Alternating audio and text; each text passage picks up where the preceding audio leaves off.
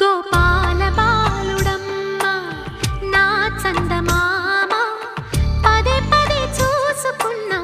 తనివి తీరదమ్మ రారా కన్నా కడుపారా కన్నా